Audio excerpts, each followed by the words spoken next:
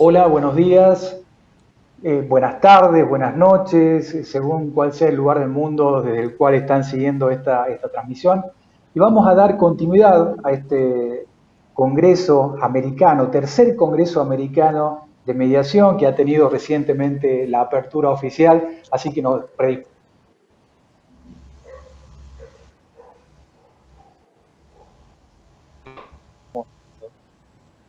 Hola, hola, hola, ¿se escucha bien? Sí te escucho, pero no puedo verlos.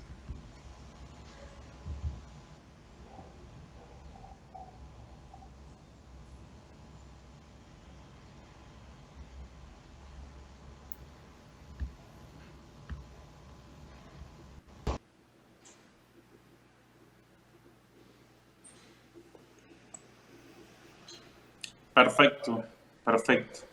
Bueno, muchísimas gracias a todas, a todos quienes están del otro lado de la pantalla. Es un gusto, es un privilegio para mí estar participando de este espacio en este momento.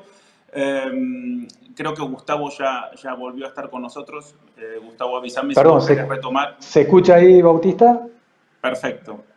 Perdón, hubo un pequeño problema de conexión que son los gajes del oficio de esta virtualidad, ¿no? Gracias por tomar la posta, Bautista. Seguramente estabas un poco agradeciendo esto que estamos creando, ¿no? Desde el Congreso Americano de Mediación con tanto esfuerzo y que ha tenido una apertura muy linda hace unos momentos y que va a ser una jornada realmente intensa. La verdad que hay mucha expectativa, quiero contarles, por el panel del día de hoy. Hay más de 5.000 inscriptos en el Congreso Americano, más de 31 países que están pendientes de lo que vamos a decir en estas jornadas, y especialmente en el panel que empieza en este momento, que trata nada menos que la cohesión social en contextos de polarización, miradas globales y regionales. ¿Qué tema y en qué momento? ¿No? Porque en los últimos años, seguramente nos ha pasado a todos que nos han cambiado las preguntas y las respuestas que nosotros ya teníamos muy bien diseñadas en otra oportunidad. Así que encontrarnos, y le digo al público, con estos expertos que yo me voy a tomar la licencia y les pido, sé que son excelentes profesionales y enormes y me van a entender que los voy a presentar de una manera muy cortita, porque si tengo que leer los currículums de todos ustedes, no me alcanzaría el tiempo que tenemos predestinado para este conversatorio. Le quiero dar en primer lugar la bienvenida, la muy cálida bienvenida a nuestro disertante Samuel Rix. Él es jefe de la Oficina de Crisis de Prevención de Conflictos, Consolidación de la Paz o instituciones responsables del PNUD. Y la verdad que quiero contarles también que estamos inaugurando una nueva modalidad de trabajo en la virtualidad, que es la traducción simultánea del inglés al castellano, así que esperemos que esto salga de la forma en que lo hemos previsto. Y decirles asimismo que nos acompañan tres profesionales de gran trayectoria en el campo de la gestión de conflictos, pero que están en este momento presentados como miembros del Consejo Académico Internacional del Congreso Americano de Mediación en esta oportunidad. Así que no quiero robar más tiempo, quiero que nos decirles simplemente algunas pautas de metodología. Vamos a iniciar una ronda de preguntas con 5 minutos. Yo no me voy a atrever a interrumpirlos, pero sí les voy a hacer una seña visual. Quizás cuando estemos cerca del tiempo les voy a levantar mi mano, por ahí si la pueden ver, para que sepan que estamos llegando al límite de tiempo y que nos podamos ordenar en este sentido.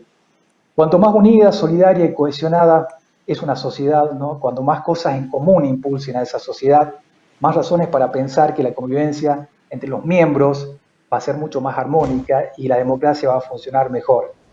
De eso se trata la cohesión y ustedes nos lo van a explicar con muchísimo más propiedad. Por favor, ¿quién quiere tomar la palabra en esta apertura?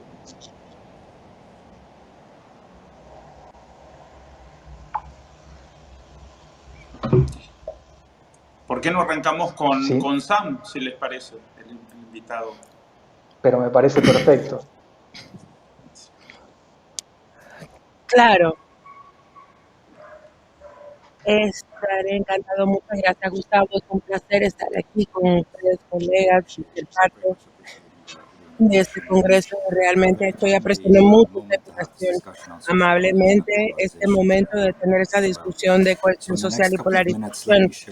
Entonces, en los próximos minutos, permítame compartir con ustedes algunas perspectivas. Una es con respecto a las políticas y los lineamientos que estamos pensando poner en práctica para la cohesión social y también poner algunos ejemplos al respecto. Entonces, el tema de la cohesión social o el lenguaje de cohesión social se ha convertido muy popular en los últimos años. Lo definimos, lo medimos, tenemos maneras de hacerlo y existen algunas razones simples por las cuales se ha convertido un término tan popular. Pienso, ustedes saben que desde un punto de vista pragmático, muchos de los países donde el PNUD trabaja, la cohesión social se ha convertido una palabra código para no decir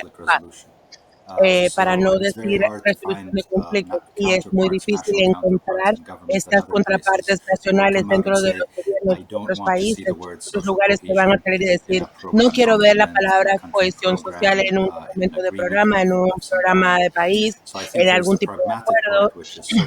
Así que pienso que está la parte pragmática donde la cohesión social se ha convertido como una palabra código para muchas otras cosas.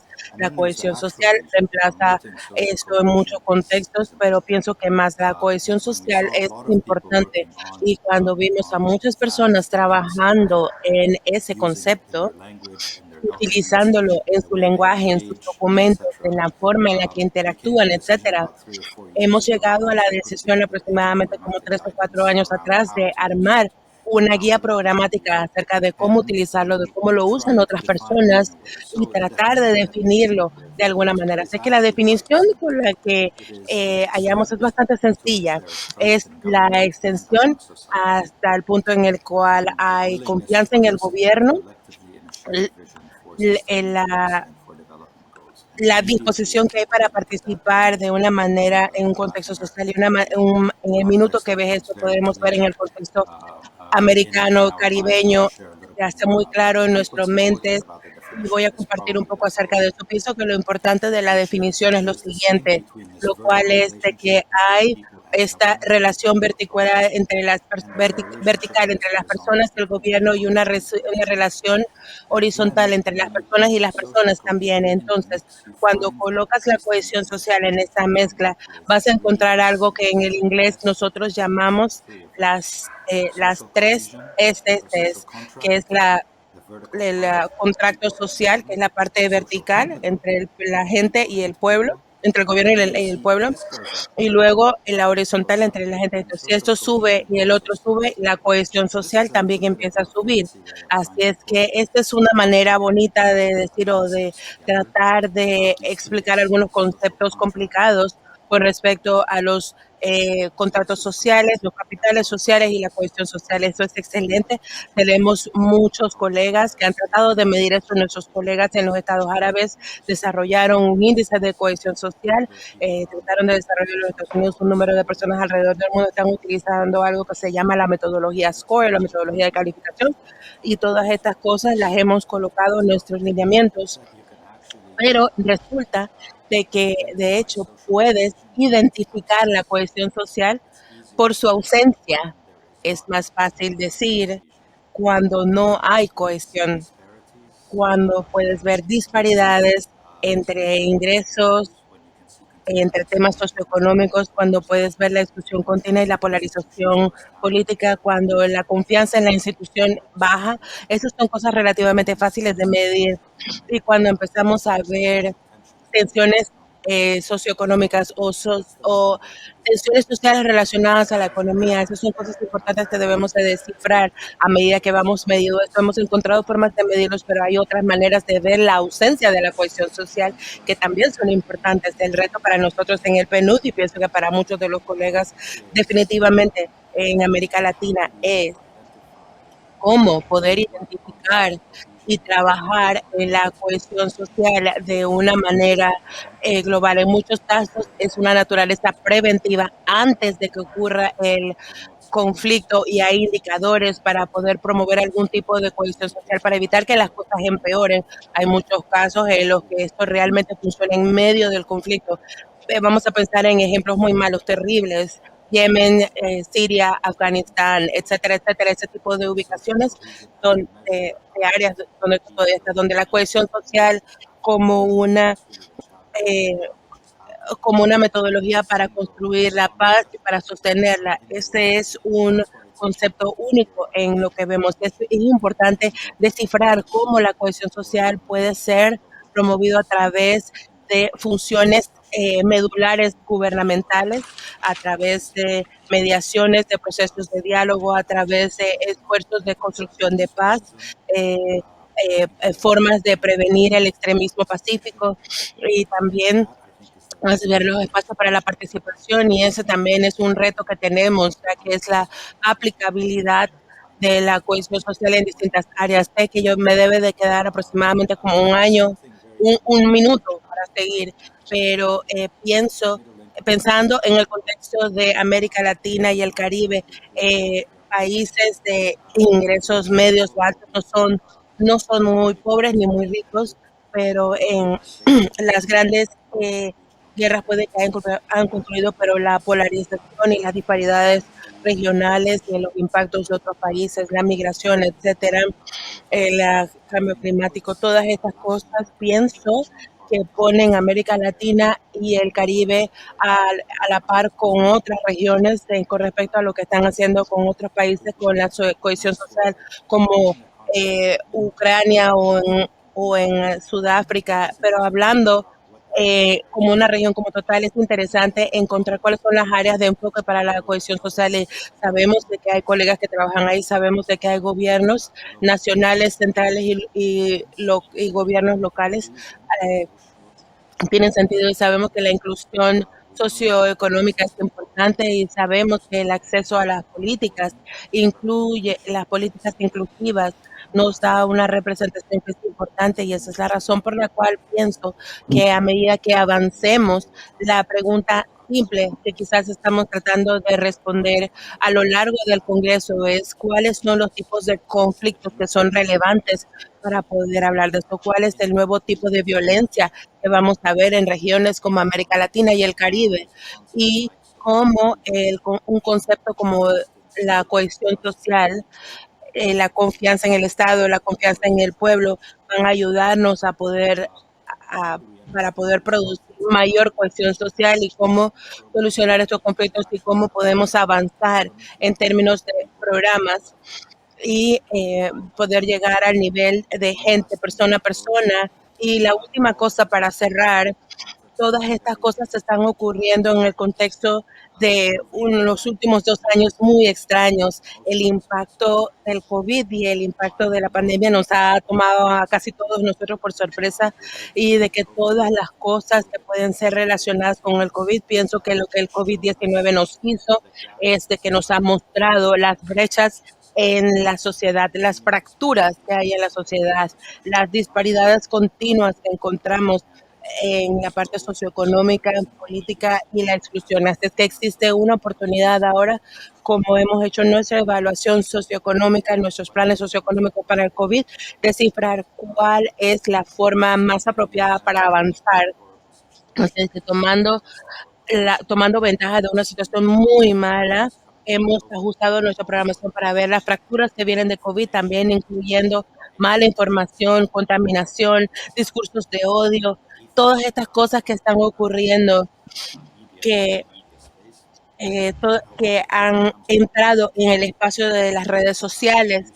Y todo esto nos ha hecho pensar acerca del uso de un concepto como la cohesión social, y continúa siendo altamente en situaciones altamente polarizadas en América Latina y en el mundo, y también áreas donde estos movimientos están ocurriendo. Estaría encantado de hablar un poco más de eso en en el resto de las discusiones, pero me parece que este ha sido nuestro mundo por los últimos 2 años, y espero con ansias de escuchar la perspectiva del resto de los colegas en estos temas. Y ahora, de vuelta a ti, Gustavo. Creo que ya con eso termino.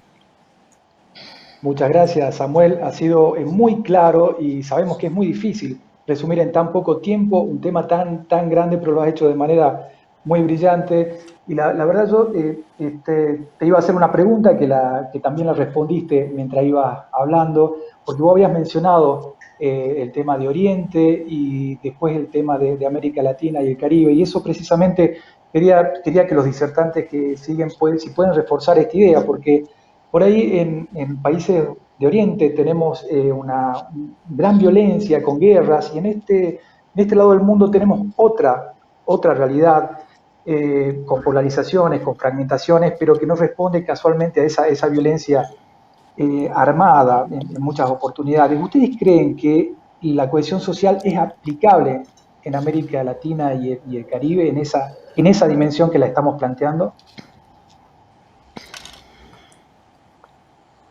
Catherine, ¿te parece? Gracias, Gustavo. Y me parece muy pertinente lo que acabas de plantear, precisamente porque lamentablemente Colombia es la excepción en esa lectura de conflicto armado. Llevamos casi 70 años de conflicto y es el único país que no ha podido superar la guerra, y eso desde luego ha deteriorado las relaciones y la cohesión social, vista como esa relación armónica de integración entre las personas que componen colectivos humanos, sociedades, y nosotros y nosotras en Colombia pues no hemos logrado la cohesión social, y pues por el contrario ha aumentado la degradación en las relaciones humanas y la profundización de una cultura belicista y violenta, y desde luego toda la crisis humanitaria que significa mantener un conflicto y mantener una guerra tan prolongada, que también tiene desastres económicos en materia de desarrollo social. Yo quiero centrar mi intervención en dos frases para poder dilucidar lo que significa la cohesión social en lo colectivo y lo cultural, y lo que significa la cohesión social a nivel global.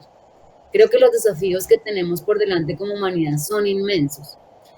Hago referencia a la primera frase que me dijo mi sobrina en estos días, hablando precisamente del estallido social y de la crisis política que tenemos en Colombia y la crisis de conflicto armado.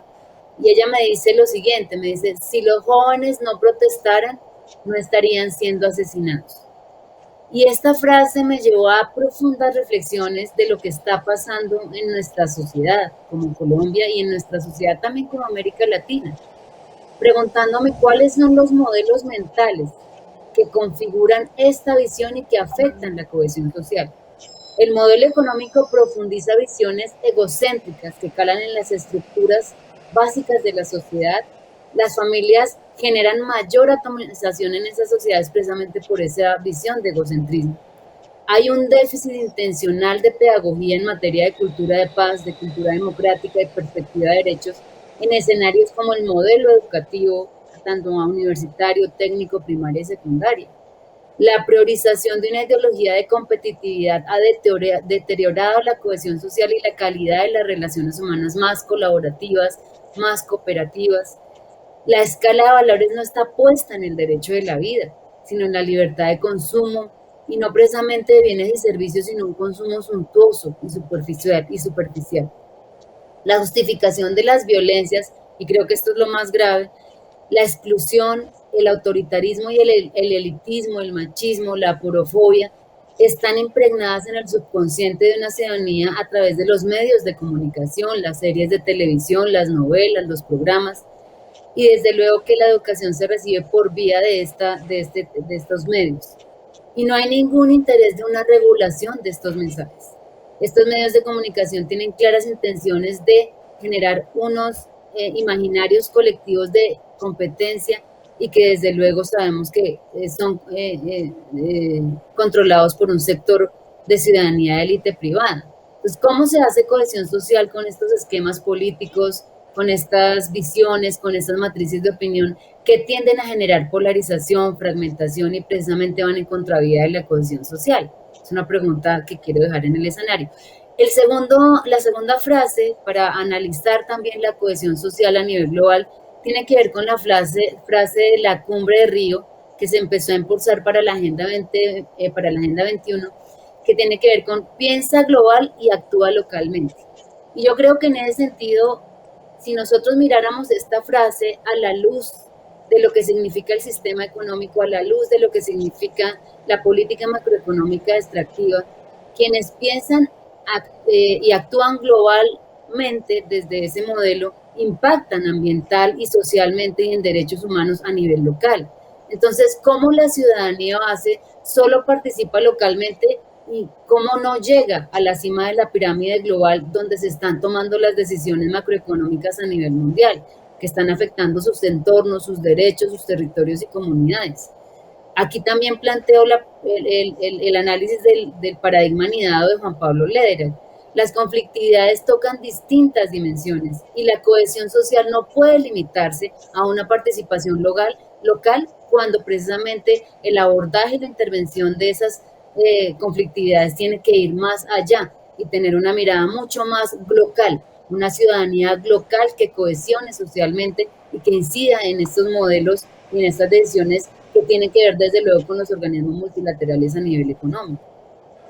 Y aquí me parece una reflexión muy interesante frente al modelo clásico que tenemos de cohesión social, de gobernanza y también de ciudadanía y Estado. Y es que el modelo clásico plantea un modelo binario, en donde existe una sociedad, una ciudadanía y un Estado. Y no es así. Hoy tenemos un trinomio. Hoy tenemos un modelo que no coincide con esta realidad social y jurídica, como les digo, sino que este trinomio es de las ciudadanías privadas elitizadas, los estados y la ciudadanía base social y popular que tienen intereses disímiles y antagónicos, porque hay una lucha de poder entre esa ciudadanía base popular desempoderada y empobrecida frente a una ciudadanía privada elitizada y globalizada. ¿Cómo hacemos cohesión social humana con estas diferencias tan profundas? Los estados ya no tienen la capacidad de intervenir de manera ecuánime y mediadora frente a estos tipos de ciudadanía, porque su papel se ha convertido incluso en una subordinación frente al sistema financiero y transnacional.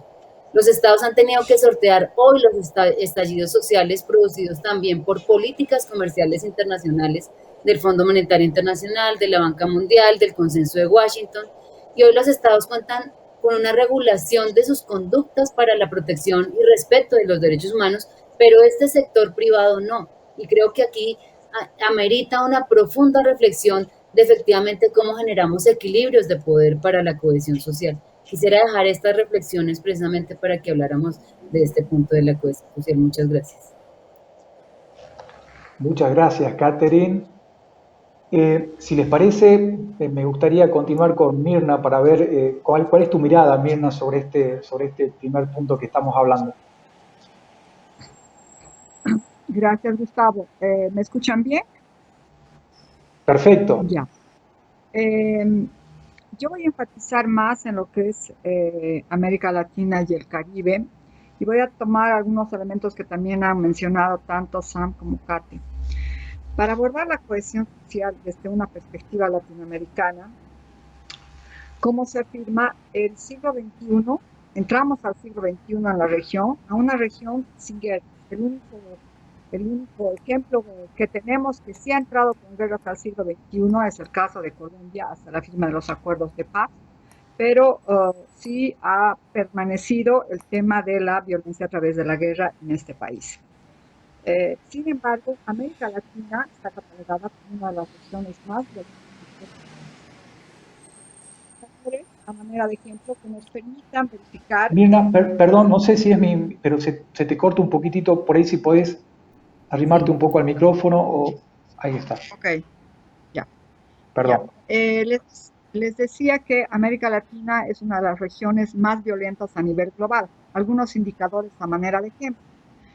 Honduras el 2019 presentaba 10 asesinatos por día. Y en Jamaica, este año, el 2020, perdón, el año pasado, Jamaica ha tenido la tasa más alta en la región con 46,5 homicidios por cada 100.000 habitantes. El hecho de pensar en 10 homicidios por cada 100.000 habitantes ya es una cifra mayor. Pero esto es desde el punto de vista de la criminalidad, cuando estamos hablando y conociendo a América Latina como una región, una de las regiones más violentas a nivel global. Pero vayámonos al hecho de conflictividad, ¿no? Entonces, y ahí podemos hablar de algo que Caterina había mencionado en relación a la conflictividad en varias dimensiones. Podríamos estar Mirna, se corta un poquito, por favor. A ver si puedes acercarte al micrófono, probemos. ok. Ahora, ¿cómo me escuchan? Ahí te escuchamos ¿Aló? mejor. Ok. Ahí está Entonces, bien. podríamos estar hablando de una conflictividad multidimensional y al mismo tiempo crónica en América Latina. El 2019 podríamos indicarlo como el año indicador de esta conflictividad, porque en la región se han dado conflictos que han escalado en violencia y que han desatado un sinfín de polarizaciones al interior de varios países. Mencionemos el 2019 que ha habido conflictos en Chile con una escalada muy fuerte, similar ha pasado en el Ecuador, lo mismo ha pasado en Colombia, también ha sucedido en Bolivia, por eso estamos el año indicador de la conflictividad que ha escalado los violentos, que ha afectado además los bienes públicos. Y evidentemente quienes han sido protagonistas también de estos, quienes han llevado la bandera, han sido. Ahora, en este contexto, por un lado, y por otro lado. Perdón, Mirna, te interrumpo, perdón. Se corta la última parte, no te estamos escuchando bien. No queremos que avance sin poder escucharte. De pronto, si apagas la cámara, Mirna, te escuchamos mejor. Si apago la cámara. A ver. De a momento se escucha muy bien, ¿no? Sí, ahora sí. Ok, ya. Ahí te escuchamos bien. Perfecto. Entonces, para entender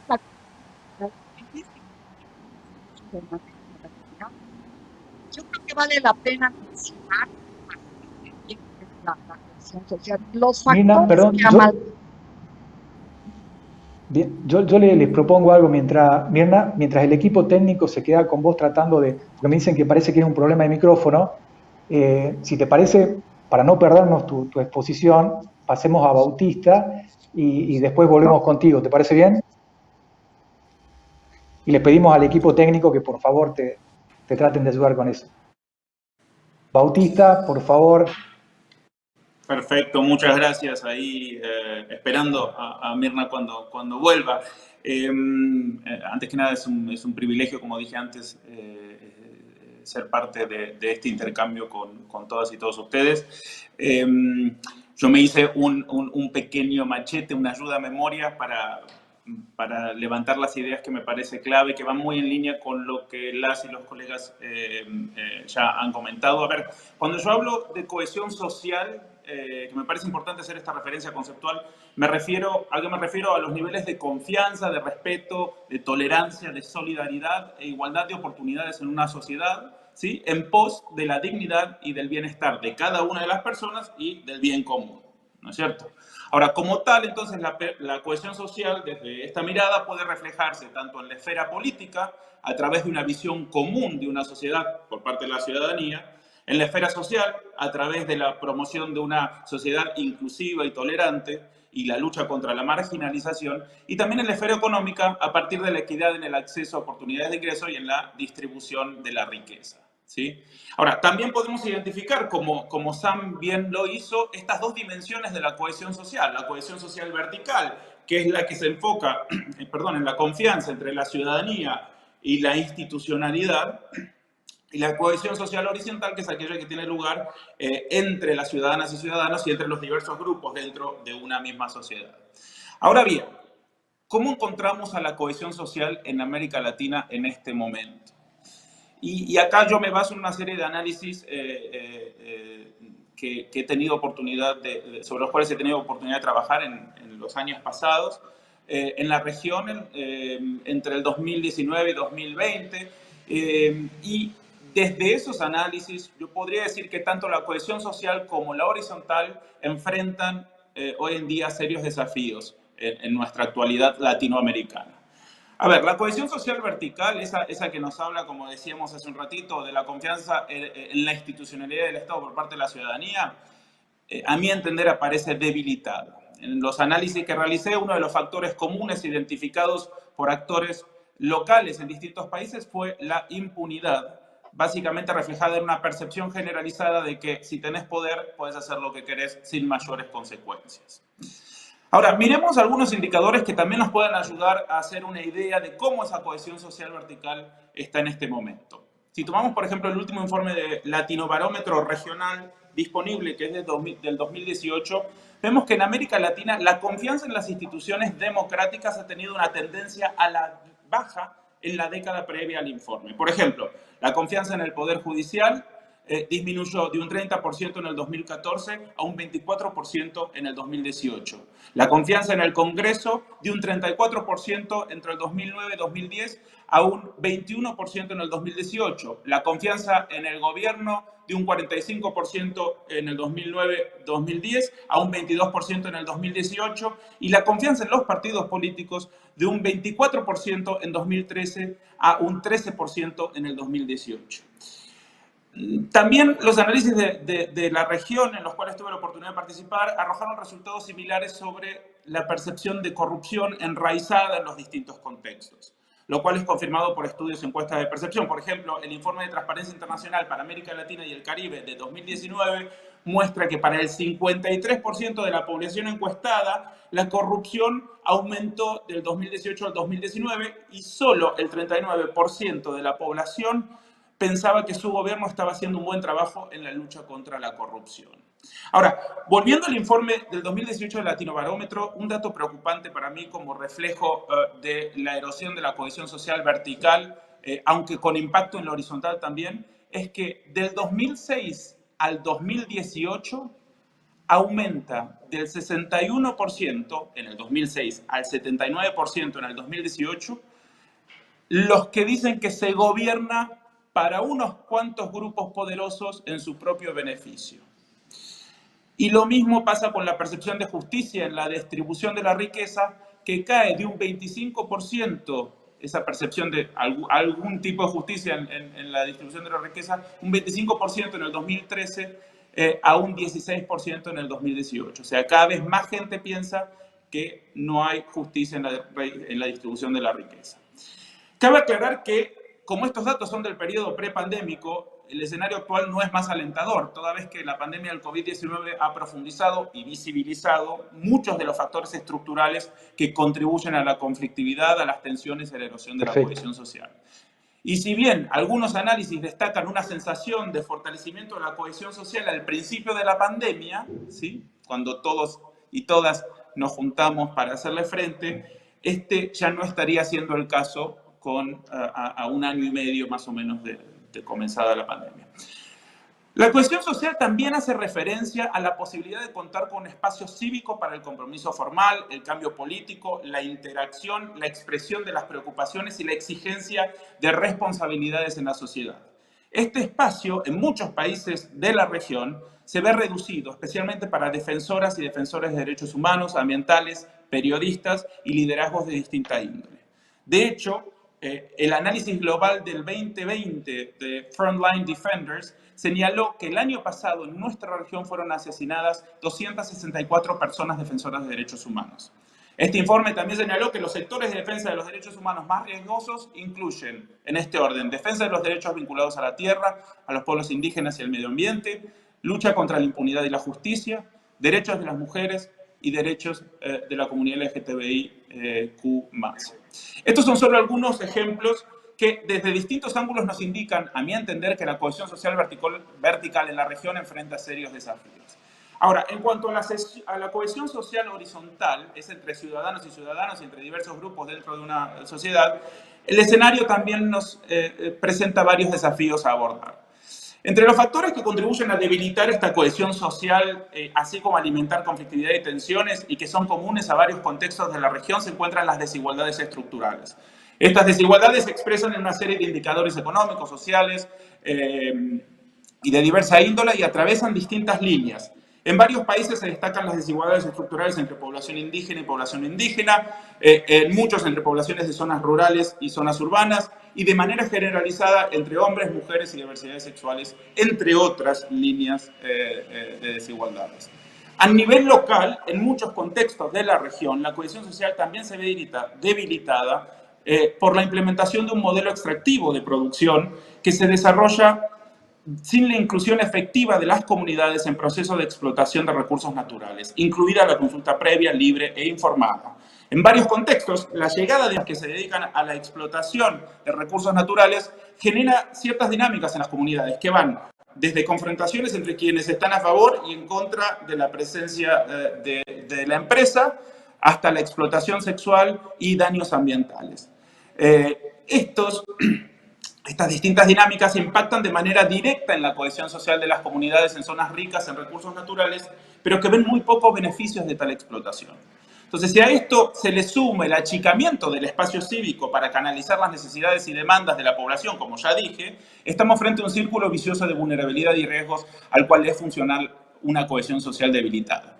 Finalmente, la existencia de normas sociales basadas en roles de género y estereotipos de género juegan un rol en la creación y o perpetuación de factores que contribuyen a la erosión de la cohesión social, tales como las desigualdades estructurales que mencioné arriba, las violencias de género y el ejercicio de masculinidades violentas. Durante los análisis que llevé a cabo en la región, en varios contextos, actoras y actores locales identificaron, por ejemplo, a estas masculinidades violentas en la base de mecanismos naturalizados de utilización de la violencia para resolver conflictos y disputas entre ciudadanos y ciudadanas.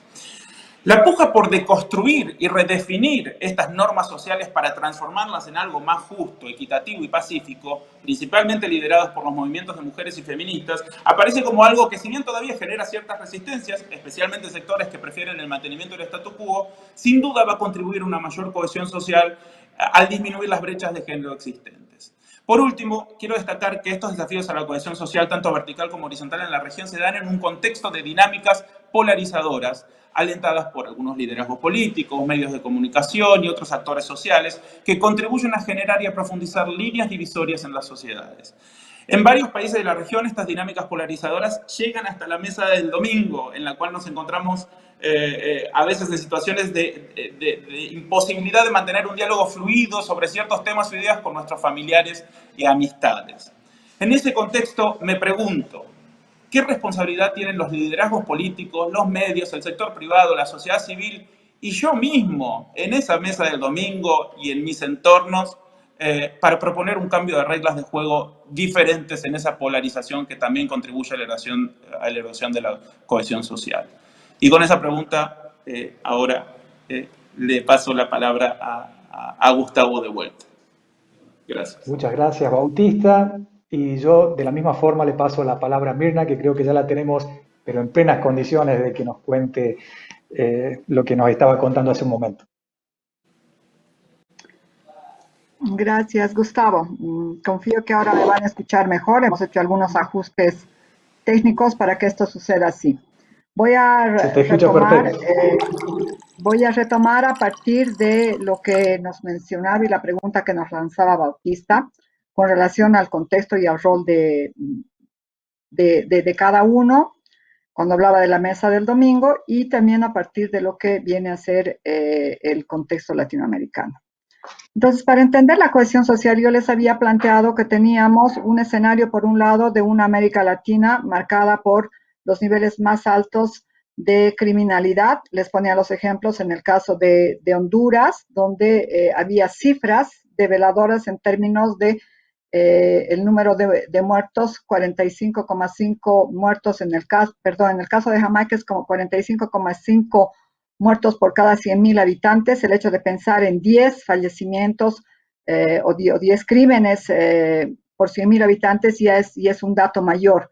Eso se dio el 2020, que es el dato más actual que tenemos para el caso de Jamaica. En el caso de Honduras, el dato es del 2019 e igualmente tenemos una cifra mayor en términos de criminalidad. Pero el contexto no únicamente está marcado por un tema de criminalidad, haciendo a la región una de las más violentas a nivel global, sino que también es importante resaltar que cuando Catherine nos mencionaba en algún momento la conflictividad en muchas dimensiones, Hay que retomar que la conflictividad en el caso latinoamericano evidentemente la podemos categorizar como una conflictividad multidimensional y adicionalmente crónica. Y adicionalmente crónica menciono de esta manera porque si nosotros vemos los últimos años, especialmente el último trienio, a partir del 2019 al 2021, vemos que los niveles de conflictividad en varios países de América Latina han sido mayores. Identificamos el año 2019 como un año indicador de la conflictividad,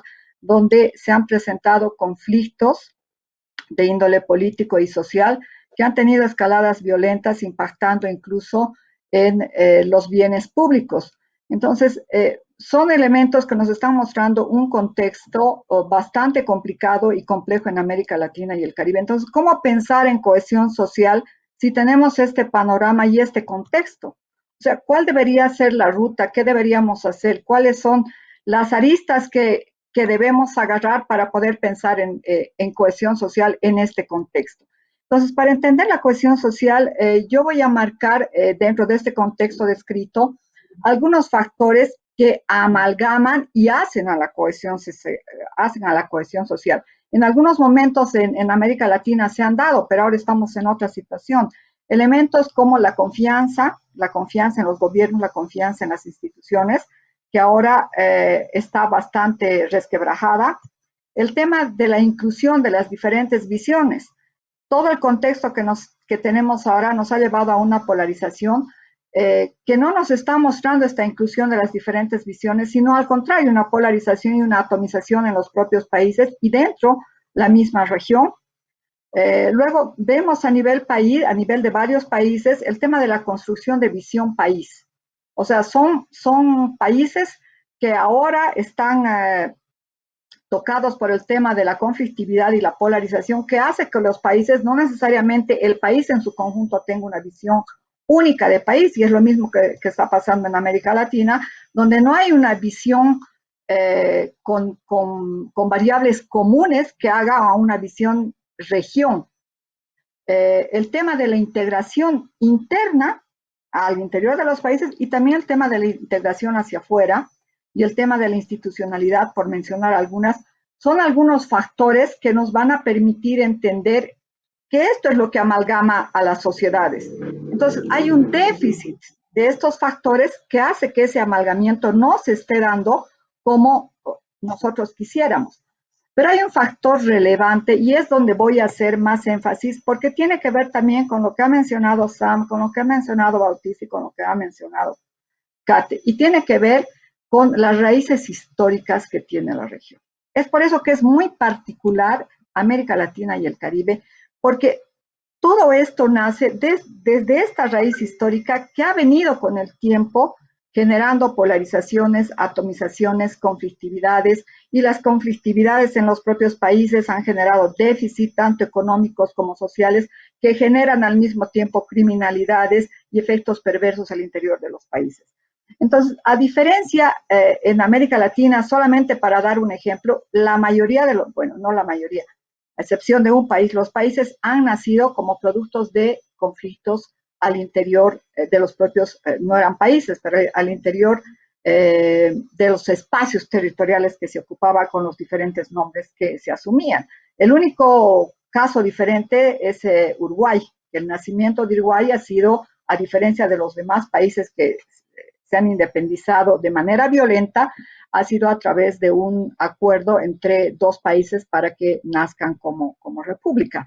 Entonces, este elemento es importante y al ver el elemento y las raíces históricas, no podemos dejar de ver el tema de la composición poblacional que tenemos a nivel de América Latina y el Caribe. Y ahí podemos ver que la mayoría de los países tienen poblaciones indígenas que están asentadas en los espacios territoriales y con el devenir del tiempo, estos agrietamientos entre miradas y visiones diferentes, este no reconocimiento de la otredad, está también siendo un punto de quiebre, está polarizando y está generando conflictividad al interior de los países. Solamente a manera de mención, Chile tiene 9 pueblos indígenas, Perú tiene 55, Bolivia en su constitución reconoce 36, Honduras tiene 9, incluyendo los afros, Panamá tiene 7 pueblos indígenas, Argentina 35, Colombia tiene reconocidos 87,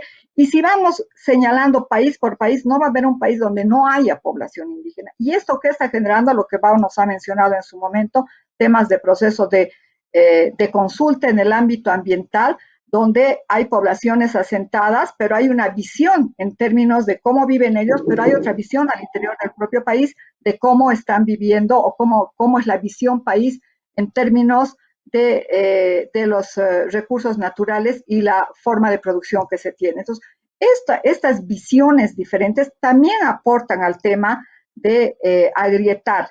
Entonces, ¿qué hacer si vamos a pensar en cohesión social? ¿Cómo podemos incorporar los factores que les he señalado? Si tenemos un contexto complejo, difícil, con elevada criminalidad, con elevada conflictividad o conflictividad crónica, y encima tenemos ahí viene la diferencia entre convivencia y coexistencia. La convivencia está más referida a la cohesión social, porque hay una interacción entre estos diferentes que viven en un mismo país o en un mismo espacio territorial y que al mismo tiempo tienen visiones diferentes. Entonces, bueno, ¿qué tiene que ver esta convivencia con la coexistencia? En realidad creo que coexistimos, no convivimos, y esa es la riqueza del español que nos permite desdoblar el tema de entre convivencia y coexistencia. Y la convivencia sí tiene que ver con el tema de la cohesión social. Entonces, en términos globales y en términos regionales y a nivel país, cuando estamos hablando de cohesión social, estamos hablando de esos factores como son la confianza, reconocimiento de la otredad, inclusión, no discriminación, pero tenemos que mirar para poder apostar a la cohesión social en esos factores que les he mencionado, que tienen que ver con temas con una profunda raíz histórica que ha generado los espacios territoriales que ahora tenemos, con nombres de países, pero que tienen en algunos casos convivencia y en otros coexistencia de poblaciones que no permiten este amalgamiento precisamente por las diferentes miradas que se dan. Muchas gracias, Mirna. La verdad se nos está yendo volando el tiempo. Yo les voy a confesar que he roto unilateralmente el pacto que habíamos hecho al principio y les di un poco más de tiempo para que hablen porque la verdad que no daba para cortarlos con la tremenda cantidad de conceptos tan interesantes que nos están dejando.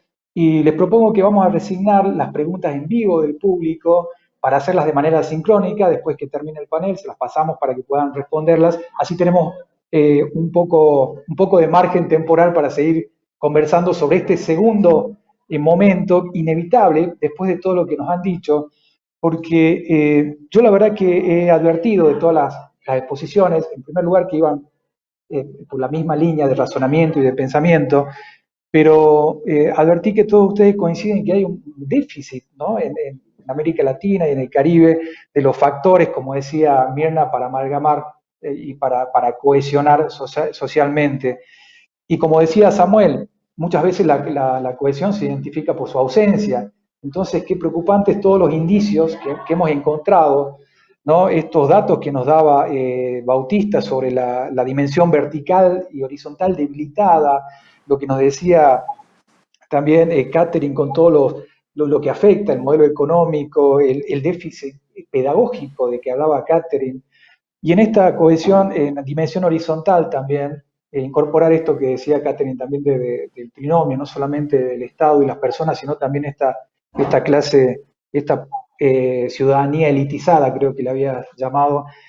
Muchos factores que nos demuestran que tenemos que ir por un lugar que ustedes están en mejor condiciones que nadie que responder cuál sería esa visión a futuro. Por eso, inevitablemente, les tengo que hacer una segunda pregunta, que sería un poco que, considerando las dinámicas, estas polarizantes, este término que ha surgido en la charla de ustedes, y que persisten en esta región, ¿qué alternativas creen ustedes, qué recomendaciones innovadoras se pueden realizar para fortalecer la cohesión social en América Latina y el Caribe?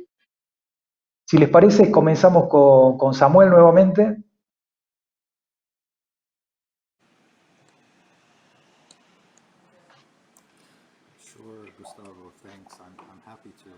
Sí, Gustavo, gracias. Encantado.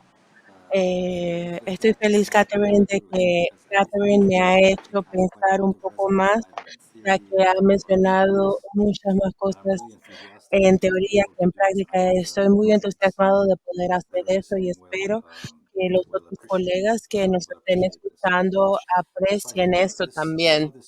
Así es que yo pienso que esta relación, no me refiero a esta relación que mencionaron de las raíces estructurales en la cohesión o la falta de cohesión fueron mencionados claramente, pero pienso que una de las cosas de las que Catherine nos ha recordado, Catherine y Mirna también, es esta idea de que no viene de cero la cohesión social, la violencia estructural viene, la violencia está ocurriendo porque hay violencia cultural alrededor de esto. Existen algunas actitudes particulares dentro de la sociedad que permiten que estas estructuras ocurran y persistan, y luego la versión extrema de esta cultura, de esta violencia cultural, esta violencia estructural, violencia extrema son las cosas de las que estábamos hablando al principio.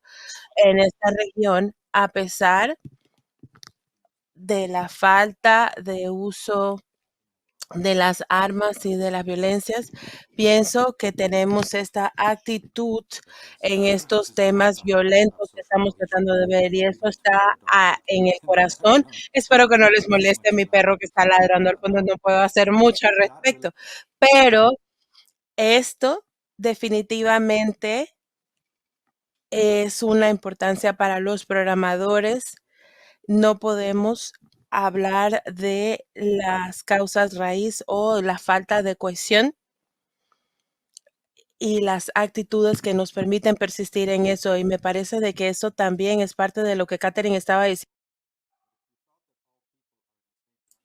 de que hay un error en esos temas. Y si pensamos de que todas las personas están involucradas en eso, estamos equivocados. Solamente tenemos que hacer dos preguntas al respecto. Si todos tienen la misma oportunidad y si todos tienen el mismo acceso.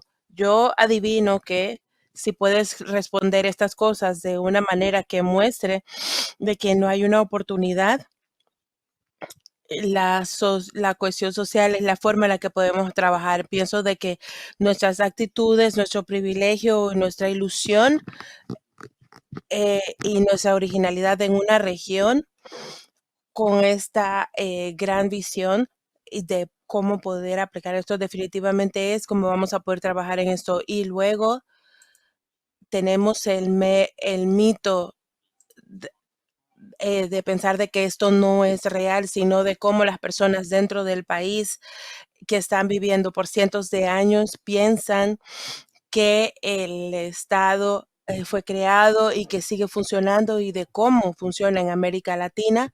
Las comunidades indígenas todavía están hablando acerca de lo que están hablando acerca de las industrias de extracción, de cómo están haciendo, cómo trabajan en esas distintas relaciones en el sector privado con estas personas y el acceso a estas riquezas y que no tienen acceso a dichas riquezas.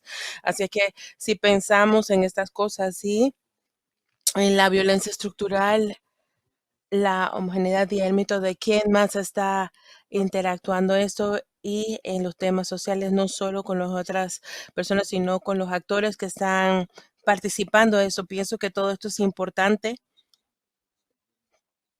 No voy a entrar específicamente en los ejemplos porque sabemos todo esto, pero ya sea en México, en Bolivia, y sabes, más allá en las Filipinas, y que están trabajando con los actores religiosos dentro de los mediadores, todas estas cosas, pienso que esto es genial, pero voy a cerrar con una idea.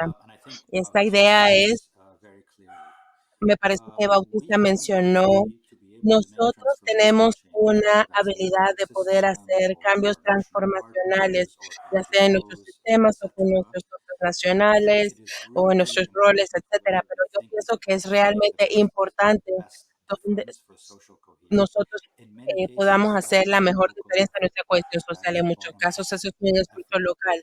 Este es un esfuerzo que va de abajo hacia arriba, pero también en algunos de estos espacios que son súper locales, muy locales, hiper regionales.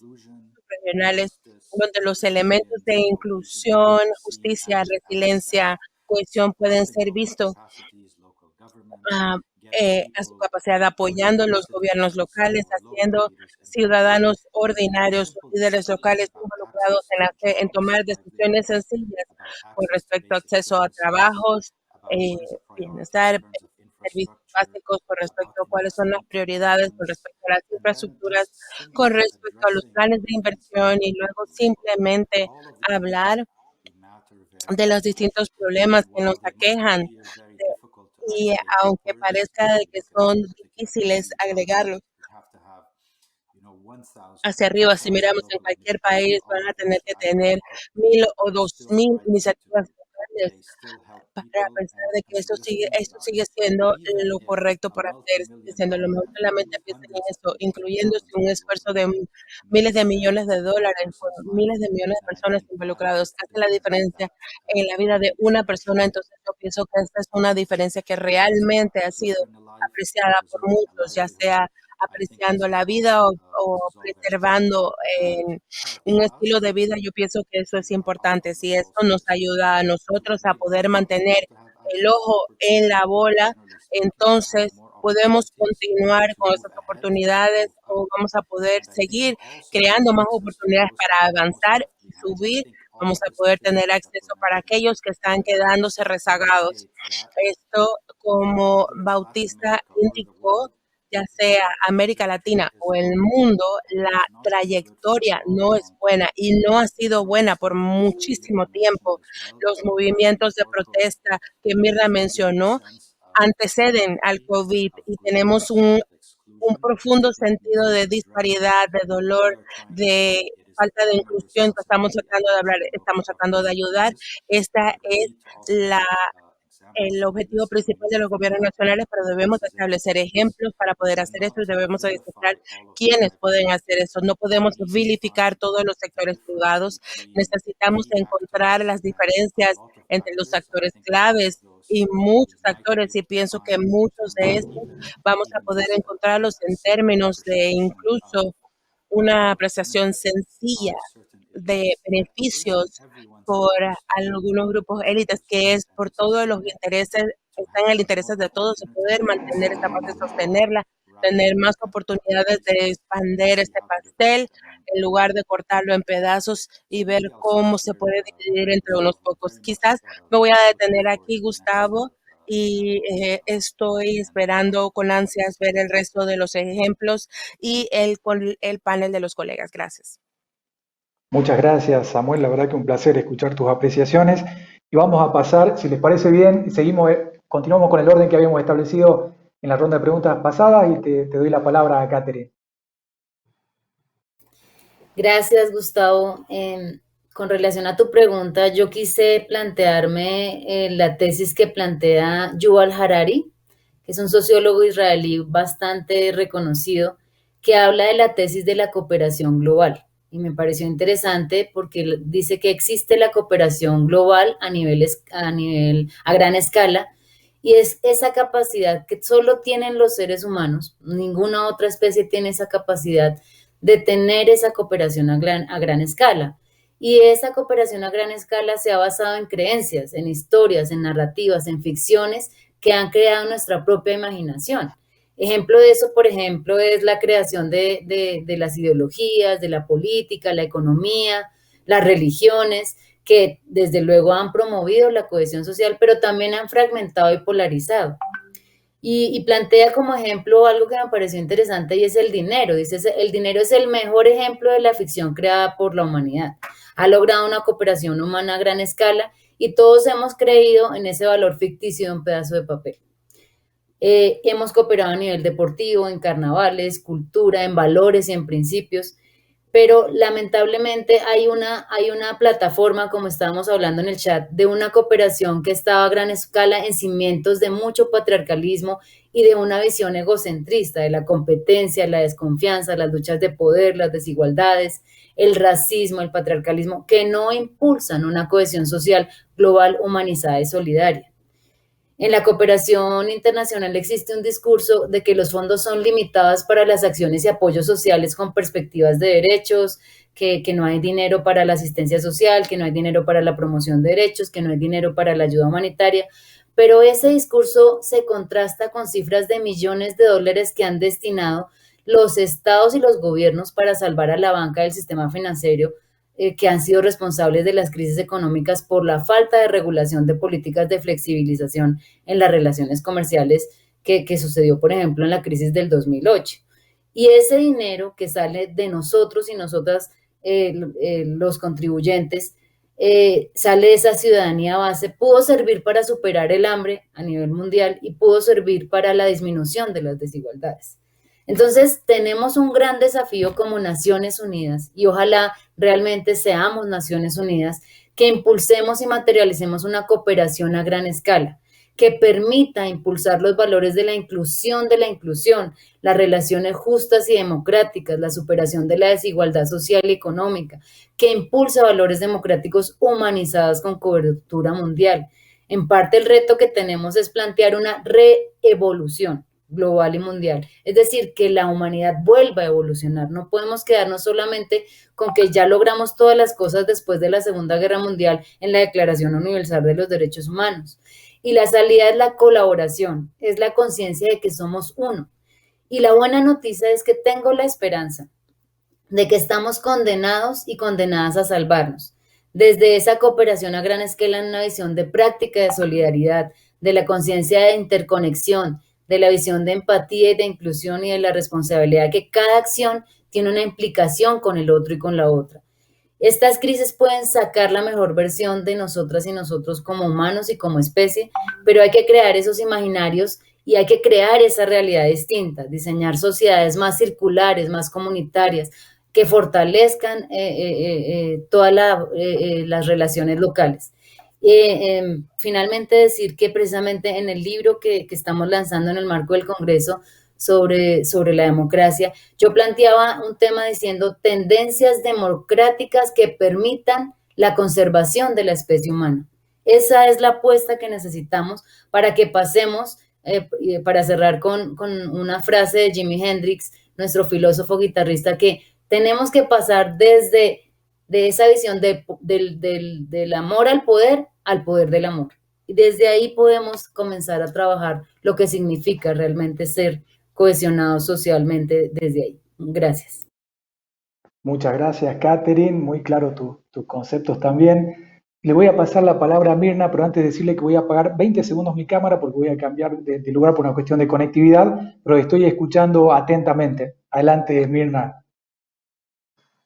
Gracias, Gustavo. Siguiendo en la misma línea que Catherine, algunas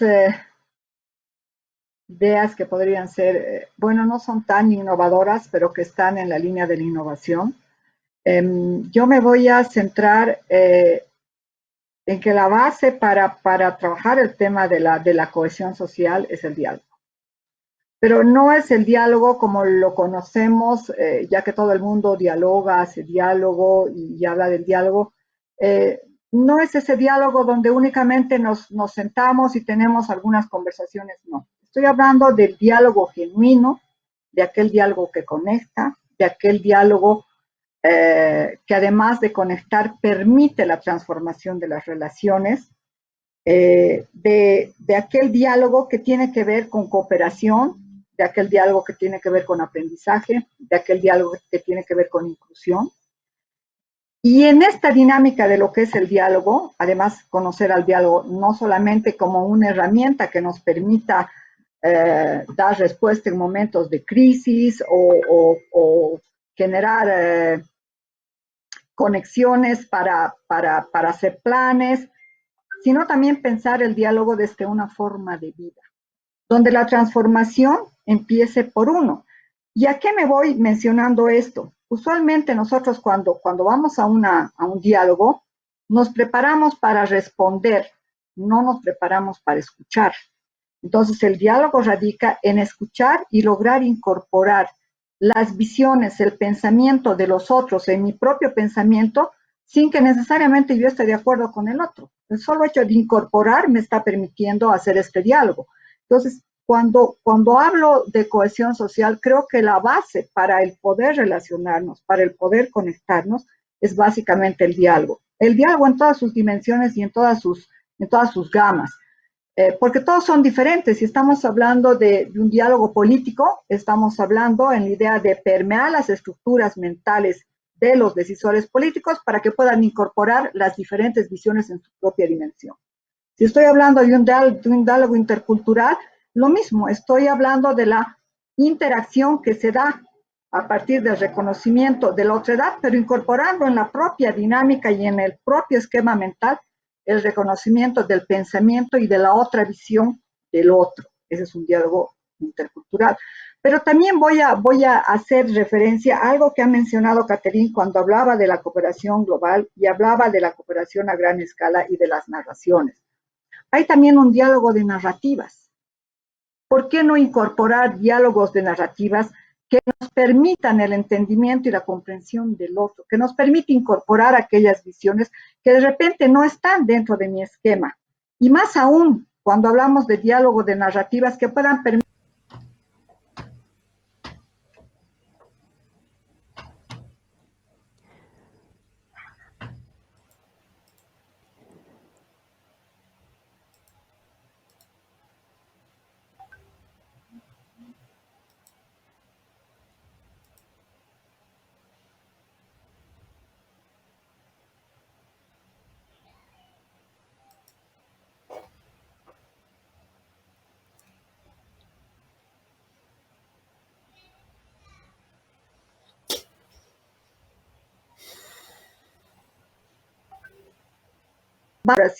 de aquellas visiones de los otros que nos permitan ampliar mi visión y poder generar mínimos compartidos para que tengamos una buena conexión, una buena interacción entre todos.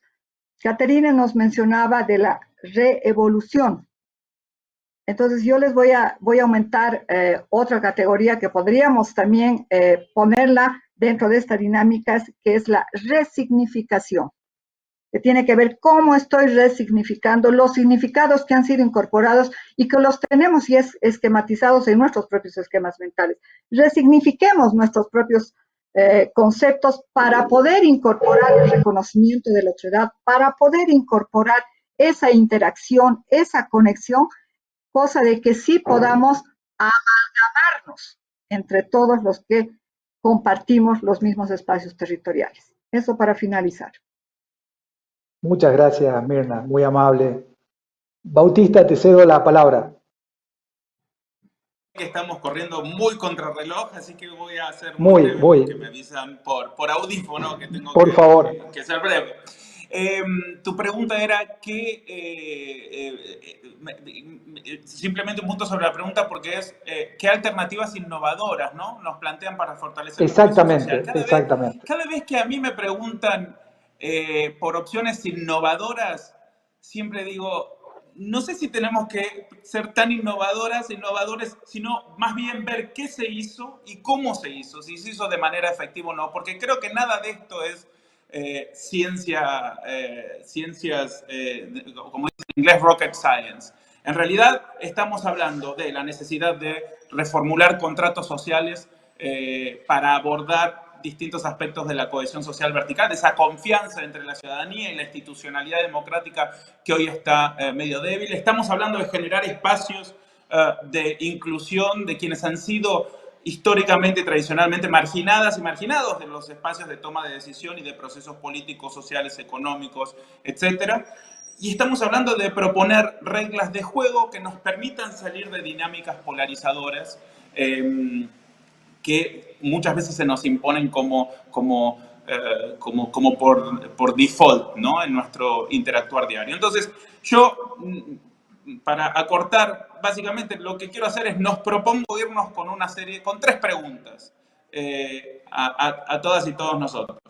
¿Qué podemos hacer para que cada una y cada uno de nosotros, desde nuestros lugares individuales, institucionales, comunitarios o los que sean, para Primero, participar activamente en un proceso de renovación del contrato social que genere una transformación efectiva hacia una sociedad más justa, pacífica e inclusiva, como nos dice el Objetivo de Desarrollo Sostenible 16, que ahí vi algún comentario diciendo que los Objetivos de Desarrollo Sostenible no son democráticos. Tiendo a disentir muy fuertemente con eso, porque los Objetivos de Desarrollo Sostenible fueron adoptados por los 193 Estados miembros de Naciones Unidas, algo que es muy complejo y sin embargo fue aprobado. Para mí, en mi cabeza, creo en la democracia representativa y en el Estado, en este caso, representando los intereses de sus ciudadanas y sus ciudadanos. Creo que es un proceso fuertemente democrático el que llevó a los Objetivos de Desarrollo Sostenible. En segundo lugar, ¿qué es lo que podemos hacer para generar espacio de inclusión de quienes han sido tradicionalmente marginados y marginados o que han tenido participación limitada en distintos procesos políticos, sociales y económicos? Y por último, ¿qué es lo que podemos hacer desde nuestras individualidades, instituciones, comunidades, etcétera, para proponer reglas de juego que permitan salirnos de estas dinámicas polarizadoras que se nos imponen y en las cuales entramos frecuentemente día a día para poder generar diálogos constructivos y transformadores de la realidad? Es muy en línea con lo que Mirna nos acaba de compartir, estos diálogos entre narrativas, resignificaciones, para realmente contribuir de manera, para cerrar el círculo, a esa renovación del contrato social de una manera que transforma nuestras realidades de manera positiva, inclusiva, justa y pacífica. Así que nos dejo con esas preguntas.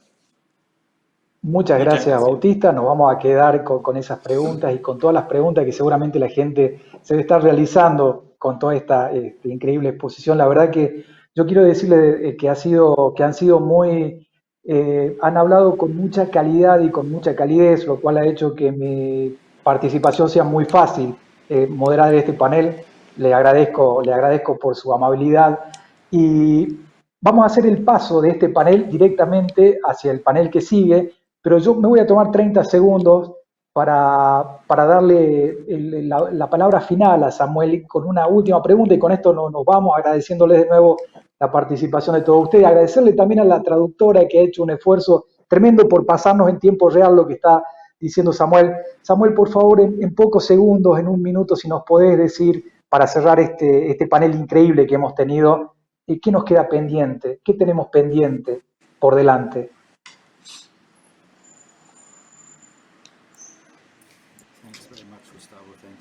Muchas gracias, Gustavo. Gracias, colegas. Un par de cosas para el cierre.